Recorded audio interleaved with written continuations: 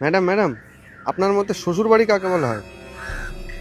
শ্বশুর বাড়ি যেখানে বৌমাদের লক্ষ্মী বলা হয় কিন্তু ব্যবহার চাকরানির থেকেও খারাপ করা হয় তাকে শ্বশুর বাড়ি বলে। যেখানে অ্যাডজাস্ট শব্দটা শুধু বৌমাদের জন্য ব্যবহার করা হয় আর বাকি সবাই যেন জন্মেছেই পারফেক্ট হয়ে তাকে শ্বশুর বাড়ি বলা হয়। যেখানে বাপের বাড়ির নিন্দা করাটা ধর্ম আর শ্বশুর বাড়ির বিরুদ্ধে একটা সত্যি কথা পাপ বলে ধরা হয় তাকে শ্বশুর বাড়ি বলা হয়। যেখানে বৌমা সারাদিন কাজ করলেও কারোর নজরে পড়ে না কিন্তু একটা ছোট্ট ভুলও সবার নজর কেড়ে নেয় তাকে শ্বশুর বাড়ি বলা হয়।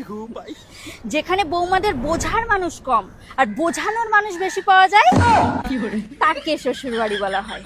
আর সব থেকে বড় কথা, যেখানে ছেলেদেরকে মহারাজা আর বৌমাদেরকে